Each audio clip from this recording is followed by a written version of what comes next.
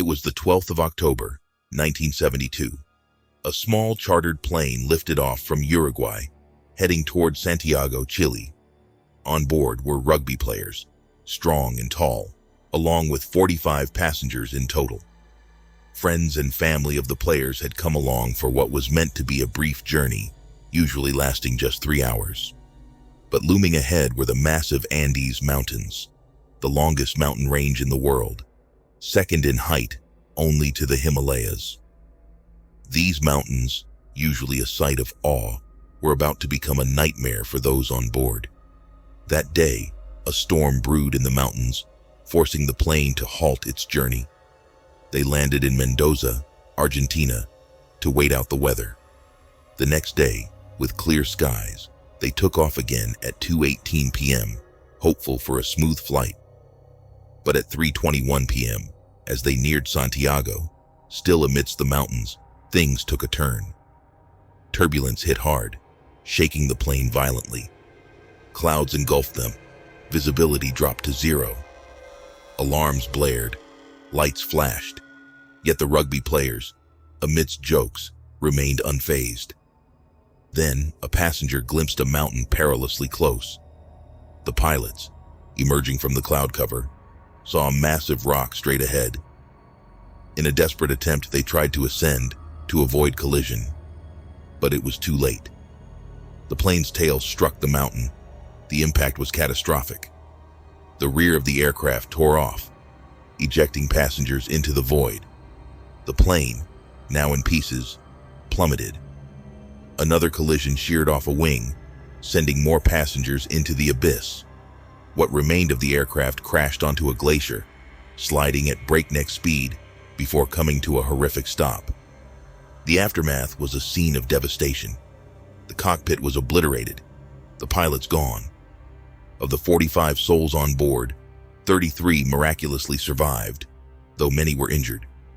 Lost and off course by 80 kilometers, they were stranded in the desolate Andes at an altitude of 3,570 meters. This was just the beginning of a harrowing tale of survival, a story that would become known as the Miracle of the Andes. Alongside 19-year-old Roberto Canessa was 20-year-old Gustavo Zerbino, both medical students. They quickly set to work, assessing the living and aiding the injured. Among them was 23-year-old Nando Parrado, unconscious with a fractured skull. These two young men did everything they could for the survivors. Meanwhile, within an hour of the plane's disappearance, the Chilean Air Search and Rescue Service was alerted. 4 aircraft scoured the area from dusk till nightfall, but found nothing. The white aircraft, now a ghost against the snow and ice, remained hidden. That first night, the survivors clung to hope, believing rescue would come by morning. But the bitter cold claimed 5 more lives, reducing their number to 28. They turned the wreckage into a shelter, using whatever they could to keep warm. The next day's search involved 11 aircraft from Argentina, Chile, and Uruguay. Despite searching the right area, they missed the crash site. Desperate, the survivors tried to attract attention, first with lipstick on the plane's roof, then with suitcases in the snow. But their signals went unnoticed. As time passed, the need for water became urgent. Vito Strauch ingeniously used a metal sheet as a solar collector to melt snow. They improvised snowshoes from seat cushions and used the wool from seat covers for warmth. 3 days after the crash, Nando Parrado awoke from his coma to a world of loss. His mother dead, his sister gravely injured. Despite his efforts, 8 days later, his sister too passed away. This tragedy was a stark reminder of life's fragility, urging youth to cherish every moment. Most of the passengers, unfamiliar with such harsh conditions, struggled against the freezing cold, lack of food and water, and now, snow blindness, a painful condition caused by the sun's reflection on snow. 8 days after the crash, the search was called off. It seemed impossible for anyone to have survived in such extreme conditions.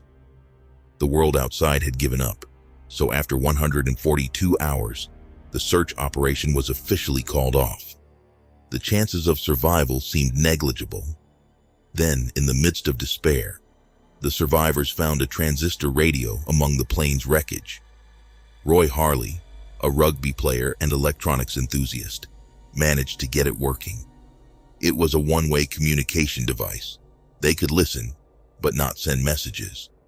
11 days after the crash, they turned on the radio and were devastated to learn that the search operation had been called off. Tears flowed and prayers were whispered as they grappled with the crushing news. Nando Parrado, however, didn't react much. He was already formulating another plan. Food was running critically low. Their initial meager supplies, 8 chocolate bars, a tin of mussels, 3 jars of jam, almonds, peanuts, dates, candies, dried plums, and some wine, were almost depleted. They had started rationing, but it was clear that it wouldn't be enough. The harsh reality of their situation was undeniable. There was no vegetation or wildlife at an altitude of 3,800 meters. When the last of their food was gone, some survivors tried to eat parts of the plane like cotton from the seats and leather, but it only made them sicker. In a desperate bid for survival, they made a decision that is almost unimaginable. They resolved to eat the bodies of their deceased friends and family members. This decision was excruciating, especially since most of the deceased were their close friends, classmates, and relatives. Canessa, who suggested this harrowing idea, was the first to act on it. Others initially refused, but eventually, driven by the primal need to survive, they too partook.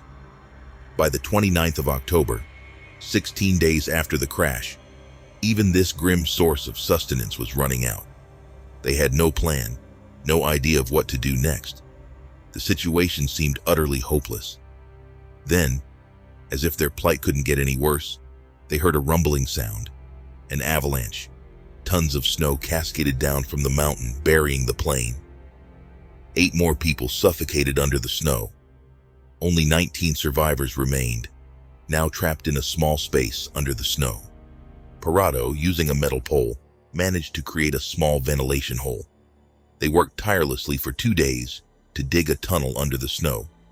Finally emerging on the surface, they saw a snowstorm approaching and wisely decided to return to their snow cave. For 3 more days, they endured in the confined space. When they finally emerged again, the weather was clear, but the brutal truth hit them hard. They were alone. Rescue wasn't coming.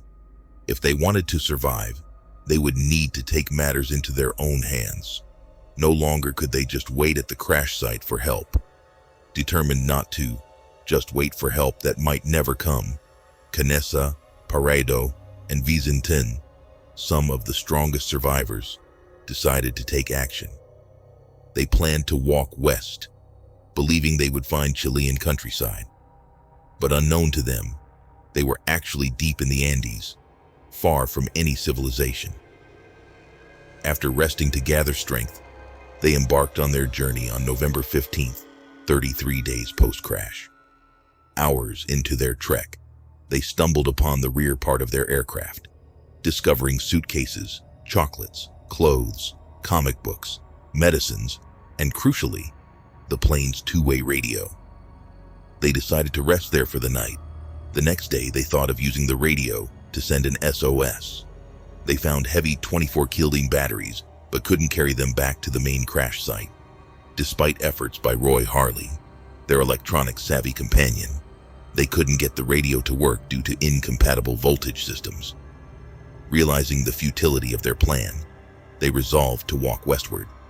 Tragedy struck again on December 11th, 59 days after the crash, when an avalanche killed 3 more survivors. Only 16 remained. In preparation for the cold nights ahead, Carlos Miguel Rodriguez, an 18-year-old survivor, ingeniously sewed pieces of clothing together to make a large sleeping bag using skills his mother had taught him. On December 12th, 2 months after the crash, Parrado, Canessa, and Vizintin set out again, this time to climb the glacier to the west. They believed they were only a few kilometers away from help. optimistically packing only a 3-day supply of meat. Without proper mountaineering gear or training, they faced a daunting task. Parrado, in an effort to combat the extreme cold, wore multiple layers of clothing, 3 pairs of jeans, 3 sweaters over his t-shirt, and 4 pairs of socks. Battling the extreme cold with only plastic shopping bags over their socks for added insulation, Parrado, Canessa, and Vizintin pressed on. They had no map, no compass, no climbing gear, and thin air made each breath a struggle. Yet, they pushed forward, their homemade sleeping bag their only refuge at night. After days of grueling progress, it became clear their estimates were far off. They were not close to civilization. With supplies dwindling, Vizintin decided to return to the crash site to conserve food. Using an aircraft seat as a makeshift sleigh, he slid downhill, reaching the crash site in just an hour. Parrado and Canessa continued their ascent. Reaching the mountain's peak, they were met with a disheartening sight. Endless snow-covered peaks, no sign of the green valleys they hoped for. Undeterred, they spotted 2 snowless peaks to the west and set their course towards them. Days later, they reached a valley with a flowing river, a beacon of hope. Following the river downstream, they trekked for 9 exhausting days. On December 20th, they finally saw signs of human life. Cows in a field. Too weary to continue, they spotted 3 men on horses across the river. Despite their shouts, the loud river made it impossible to be heard. Fortunately, one of the men, Sergio Catalan, noticed them. Catalan returned the next day with paper and pencil, which he threw across the river. Parrado seized the chance to communicate their plight. He wrote about the crash, their nationality, the 10-day trek, and the dire situation at the crash site. They needed urgent help. They were weak and couldn't walk further. Catalan, understanding the gravity of the message, remembered news of a plane crash months ago. Astonished to find survivors, he threw bread across the river and set off to get help. For the next 10 hours, Catalan rode on horseback, likely racing to bring word of the astonishing discovery. The survivors' message had finally reached the world, opening a glimmer of hope for rescue. Catalan's journey to the nearest city marked the turning point in this unbelievable saga. After informing the army headquarters in Santiago, the farmers brought Parrado and Canessa to Los Maitinis on horseback, where they could finally rest. Their 10-day trek had covered an astonishing 61 kilometers on foot, with Canessa's weight plummeting to just 44 kilograms. Their story, once it reached the outside world, became international news. The Chilean Air Force promptly dispatched 3 helicopters for the rescue operation. Parrado, armed with the pilot's flight chart and his knowledge of their trek, assisted the army officers in locating the crash site. On December 22, 1972, 70 days after the crash, rescue helicopters finally reached the remaining survivors. 16 people, battling altitude sickness, dehydration, broken bones, and malnutrition, were airlifted to safety. Their recovery was a testament to the human spirit and resilience. This story, now known as the Miracle of the Andes, serves as a powerful lesson about hope, determination, and the indomitable human will to survive. It's a reminder that with patience and humanity, the seemingly impossible can become possible. Where there's a will, there's a way, they say. And this disaster truly embodied that adage. If this story inspired you, there are more tales of survival and endurance like it. Stories of other plane crashes, each with its own lessons and tales of human resilience. Thank you for following this incredible journey.